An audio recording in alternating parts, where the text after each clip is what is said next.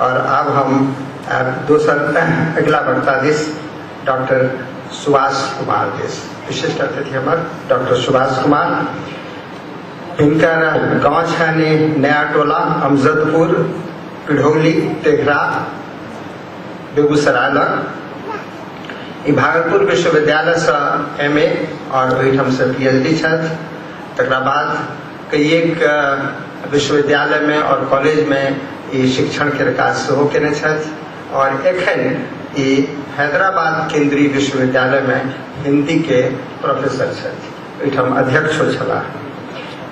हैदराबादक वास्ते ई सौभाग्यक विषय जे पहिल कविता निकलने कल्पना में छपलन ओ कल्पना हैदराबाद से प्रकाशित हुई छल।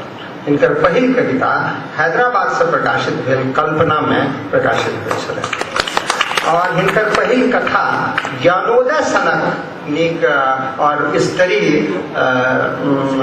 पत्रिका में प्रकाशित भेल छल। तकरा बाद से ही दर्जन से ऊपर पुस्तक लिखने साहित्य के दिशा में और हमरा तो साहित्य ज्ञान नहीं है लेकिन जखन हम देखल हमरा लग में ये प्रसंग आयल जे मार्क्सवादी सौंदर्य पर लिखने तो हमरा तो जे सौंदर्य एक एहन विषय है जे कि हर आदमी के हृदय में है बसल और 10 से कई गुना बड़ी थी। और ये सही बात है। नेपाल राज्य की लाइब्रेरी में विद्यापति का नाटक गोरक्ष विजय नाटक जो है वो प्राप्त हुआ है और नेपाली और मैथिली बहुत निकट की भाषाएं हैं। वहां से आप लीजिए असमिया के शंकरदेव पर विद्यापति का बड़ा प्रभाव था। बंगला में तो विद्यापति की पढ़ाई होती थी MA कक्षाओं में, अब भी होती है। विद्यापति को लोग बंगला के कवि मानते हैं, हिंदी वाले तो मानते ही हैं। हिंदी वाले भी पोस्ट ग्रेजुएट और उसके बाद रिसर्च वगैरह हर दृष्टि से विद्यापति पर काम करते हैं। ओडिया पर भी विद्यापति का गहरा प्रभाव है।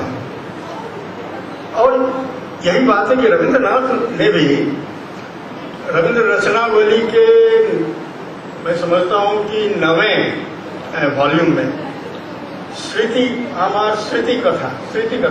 कथा के अंतर्गत एक बड़ा रोचक वो भानु सिंह पदावली के बारे में बहुत ही रोचक बात कही है। उन्होंने कहा और उस समय उनकी उम्र थी 16 साल की उम्र में उन्होंने भानु सिंह पदावली की रचना की थी। तो अंग्रेजी का एक कवि था, चैटर्टन नाम था उसका, जो 17 साल की कम उम्र में मर गया। उसने बड़े कवियों की नकल में कुछ कविताएं की थी और वे कविताएं बड़ी सफल मानी गई थी। तो लिखते हैं रविंद्रनाथ ठाकुर कि मैंने भी सोचा कि उसकी आत्महत्या वाले पक्ष को अलग कर दो तो मैं भी क्यों नहीं एक आधुनिक चैटर्टन बनूं। उन्होंने लिखा है कि शारदा चरण मित्र ने प्राचीन काव्य संग्रह संकलित किया था और उसमें जो ब्रजबुली कविताएं थी यानी मैथिली कविताएं ही वो लिखते हैं, वो कहते हैं मैथिली कविताएं। वो कहते हैं कि वो उसकी भाषा मुझे थोड़ी कठिन जान पड़ती थी तो समझने में। तो मैंने इतना परिश्रम किया जिसका जिक्र गुरुनाथ जी ने किया कि बहुत ही परिश्रम पूर्वक उन्होंने वो निकल उसकी उतारी उन कविताओं की और भानु सिंह पदावली शारदा नामक पत्र में उसे उन्होंने प्रकाशित किया 2 वर्षों तक। मेरा ख्याल है कि 1884 से 1886 तक ये प्रकाशित ये रचनाएं हुई और बहुत सारे लोगों ने ये सोचा कि ये भानु सिंह, यहाँ ध्यान देने की बात है कि भानु का मतलब रवि सूरज भी होता है, तो उन्होंने एक प्रकार से अपना ही नाम उसमें लिखा था। भानु सिंह ठाकुर, ठाकुर नाम भी उसमें है, भानु सिंह ठाकुर पदावली। तो उन्होंने भानु सिंह ठाकुर के नाम से जो पद लिखे वो पद बंगला के इलाके में कह लीजिए एक मध्यकालीन किसी भानु सिंह ठाकुर की कविता के रूप में लिए गए थे। बाद में उन्होंने बहुत बाद में चलकर इन्होंने यह जो कहना चाहिए कि इसका पर्दाफाश किया कि मैंने इस तरह की चीज की, एक प्रकार से कहना चाहिए कि मैंने करके देखना चाहा कि क्या होता है। तो इस रहस्य को जानने के बाद बहुत सारे लोगों को लगा कि वो भानु सिंह की कविता जो है वह मध्यकालीन कविता नहीं है। इस बीच एक और विचित्र बात हुई, वो ये कि एक थे नित्यानंद चट्टोपाध्याय, वो उन दिनों जर्मनी में रिसर्च कर रहे थे। उनके रिसर्च का विषय था कि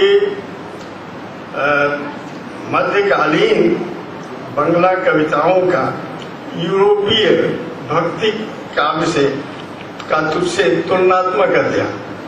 उसमें उन्होंने भानु सिंह ठाकुरे पदावली को लिया था और मध्यकालीन कवि के रूप में, कविता के रूप में उसकी बड़ी प्रशंसात्मक आलोचना की थी और उस पर उन्हें पीएचडी भी प्राप्त हो गई थी। तो ये बहुत बाद में ये जाहिर हुआ कि इस तरह से जो भी विदेश में लोग डॉक्टरेट करके आए हैं वो क्या करके आए हैं पता नहीं, लेकिन ये एक बहुत ही विस्मयजनक बात है कि 16 साल का एक लड़का मेहनत करके जिस भाषा को वह आयत्त नहीं कर पाया था उस भाषा में वो लिख रहा था, वो नकल कर रहा था। और दरअसल वह नकल किसकी कर रहा था? विद्यापति ने कई प्रसंगों में बाद में लोगों को बताया था कि वो विद्यापति की कविता की नकल कर रहे थे। और आप देखेंगे कि विद्यापति की कविताओं से, जो कविता आपने बताई, और एक मैं भी एक कविता बताऊं उस भानु सिंह पदावली में, थोड़ी सी लंबी कविता है लेकिन उससे ये आइडिया होगा कि विद्यापति का कैसा गहन गंभीर प्रभाव रविंद्रनाथ की कविताओं पर था। न केवल वहां गीतांजलि की कविताओं पर है विद्यापति का प्रभाव। आप देखें एक कविता है भानु सिंह पदावली, मरण रे तुहु ममो श्याम समान, मेघ बरन तुझ मेघ जटा जुट, रक्त कमल कर रक्त अधर गुट। इसको बंगला उच्चारण से अलग कर दीजिए तो आप देखिए, मरण रे तुहु मम श्याम समान, मेघ बरन तुझ मेघ जटा जुट, मृत्यु रक्त कमल कर रक्त अधर कुट, ताप विमोचन करुण कोर तब, मृत्यु अमृत करे दान, तुम मम श्याम समान। मरण रे श्याम तुहारे नाम, चिर विसरल जब निर्दय माधव, तू नहीं भय भी मोर बाम, आकुल राधा रिझती जर्जर, झरई नयन दो अनुखन झरझर, तुम मम माधव तुम मम दोसर, तुम मम ताप घुचाओ, मरण तू आओ दे आओ, भुज पासे तब लह संबोधई, आँखि पाती मधु आसव मोदई, कोर ऊपर तुझ रोदई रोदई, नींद भरब सह दे, तू नहीं बिसरबी तू नहीं छोड़बी, राधा हृदय तू कबहु न तोड़बी, हिय हिय राखबी अनुदिन अनुखन, अतुलन तोहार ले। कहने का अर्थ यह है, और जितनी भानु सिंह पदावली के पद हैं सब पर विद्यापति के पदों का बड़ा गहरा प्रभाव ही नहीं बल्कि खुद रविन्द्रनाथ ने कहा है कि मैंने अनुकरण, विद्यापति का अनुकरण किया है। तो विद्यापति असाधारण कवि थे, असाधारण इस कई अर्थों में थे। वैसा कवि कम ही पैदा होता है। और विद्यापति के गीत गोविंद स्वरूप रामानंद सने महाप्रभु रात्रि दिने गाय सुने परम आनंद।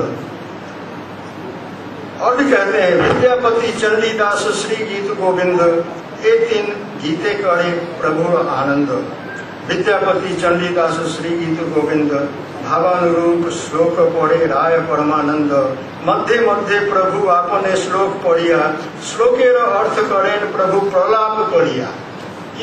ये वो समाधि में चले जाते हैं, इस पर रोने लगते हैं। देखें अपने सब देख लिए जे ज्ञानक कोन भंडार के लुटावा चाहे छला है, एखनो बहुत भंडार है, लेकिन समयाभावक कारणे प्राय बेसी नहीं कहले। चूँकि इमे यात्री जी के सेहो हम सब शताब्दी वर्ष बना रहे हैं, तो हमरो कि श्रद्धा सुमन हुनका देवाक इच्छा छल, लेकिन समयाभावक कारणे नहीं देवा चाहे छलहुँ।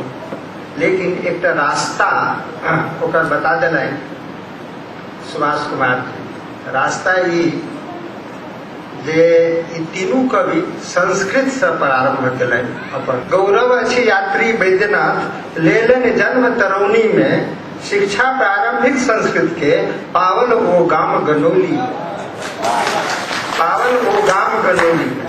लेकिन आप जोड़े छी आय में ठीक 40-50 वर्ष हुनका गप आई जोड़े छी जे बीज संस्कृतक अंकुरायल, बीज संस्कृतक अंकुरायल भेल गाछ दूफान, कोन मैथिली हिंदी थिक कोन तक्कर नहीं भेल भान, कोन मैथिली हिंदी कोन तक्कर नहीं भेल भान। उनका प्रति जे अछि समर्पण से कहे शत शत प्रणाम, शत शत प्रणाम, शत शत। अब हम समय बहुत कम है, टाइम विशेष किछु बाजल नहीं चाहे छी। अब हम आमंत्रित करे छियनि विशेष हमर विशिष्ट अतिथि श्री उदयन जी के दू शब्द बाजल है। उनका वास्ते एक चीज कह देवा चाहे छी जे काशी खंड में हिनक गाँव है और मिथिला से ई बहुत अपना के नजदीक बुझे छथि, और इनका बारे में एक गप कह दिया। जिनका पर प्रसन्न विश्वनाथ स्वयं उदयन जी छथियो, जिनका पर प्रसन्न विश्वनाथ स्वयं उदयन जी छथियो, जिहवा पर बसती माँ सरस्वती आप पुत्र वरद हुन कहियो। श्री मैं समय का बहुत ध्यान रखूंगा और जितना जानना है आप विषय के संबंध में जानना। और सर्वप्रथम कवि त्रयी के चरणों में मैं अपना श्रद्धा सुमन अर्पित करता हूँ। आदरणीय अध्यक्ष जी,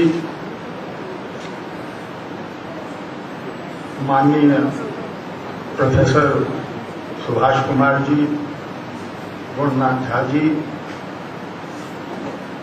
आप सब लोगों को मैंने सुना, बहुत कुछ समझा, कुछ नहीं भी समझा, लेकिन जितना समझना चाहिए उतना जरूर समझा। मेरे प्रेरणा स्रोत गोवर्धन ठाकुर जी बैठे हैं, दयानंद झा जी हैं। देसिल बैना के प्रथम कार्यक्रम में जहां से शुरुआत हुई थी, मुझे उपस्थित होने का सौभाग्य मिला था। और तब मैंने जब मुझको आमंत्रित किया था दयानंद झा जी ने, तो मैंने कहा था कि मैथिली भाषी लोगों का कार्यक्रम, विद्यापति जी मेरे भी हैं, लेकिन जो कार्यक्रम होगा मैथिली भाषा में वो मेरे लिए अबूझ होगा। और आप मुझको उद्घाटन करने के लिए कह रहे हैं, ये बहुत अटपटा है। और एक बात और मेरी समझ में आई, अपनी दरिद्रता, अपना अकिंचन रूप। मैथिली क्षेत्र के ठीक बगल में मेरा भोजपुरी क्षेत्र है और बहुत बड़ा क्षेत्र है। उत्तर प्रदेश का पूरा पूर्वांचल और बिहार का पूरा पश्चिमांचल भोजपुरी क्षेत्र है। आपके पास विद्यापति हैं, आपके पास साहित्य की पूरी धरोहर है, लेकिन पूरे भोजपुरी क्षेत्र में बहुत बाद में चल करके भिखारी ठाकुर के अलावा कोई साहित्य नहीं। इस दरिद्रता के साथ मैं स्वीकार करता हूं, सहज स्वीकार करता हूं, लेकिन फिर भी मेरी अस्मिता है भोजपुरी को बधाई दूंगा इतना बढ़िया कार्यक्रम उपस्थित करने के लिए। अपनी अस्मिता के इस प्रदीप को प्रज्वलित रखिए, लेकिन याद रखिए मानवता, राष्ट्रीयता, वैश्विकता हमारे कुछ चरम मूल्य भी हैं और वे चरम मूल्य अलग अलग विभाजन में नहीं मिलेंगे, संगठना में मिलेंगे। हमको इस बात के लिए तैयार, हम अच्छा होना बहुत अच्छी बात है, लेकिन अच्छे होने का मतलब यह नहीं है कि हम किसी को बुरा करें। श्रेष्ठता अच्छी बात है, लेकिन सभी श्रेष्ठ हैं, इस भाव के साथ हमें सबको जोड़ना है। मैंने कहा ना, क्यों नहीं प्रभाव पड़ेगा? जहां प्रेम जन्म लेगा, सौंदर्य जन्म लेगा, वहां प्रभाव क्यों नहीं पड़ेगा? सबका सब पर प्रभाव, क्योंकि वह संवेदना का क्षण प्रभाव डालता है। एक ही बात आएगी, एक जैसी ही उक्तियां आएंगी। कभी जाने ना कोई ज्यों ज्यों डूबे श्याम रंग, त्यों त्यों उज्जवल हो। चित्र को अनुरागी बनाइए। मैं आप सब लोगों को, चूंकि समय बहुत ज्यादा हो चुका है, आप सब लोगों को धन्यवाद देता हूं। एक मशाल लेकर के हमें आगे बढ़ना होगा और उस मशाल में हमें, आज की दुनिया कितनी बदली है, इस दुनिया में हम कहाँ विद्यापति के साथ और रविन्द्रनाथ टैगोर के साथ और बाबा नागार्जुन के साथ कहाँ खड़े हो सकते हैं? हमारे मूल्यों की जो सनातन है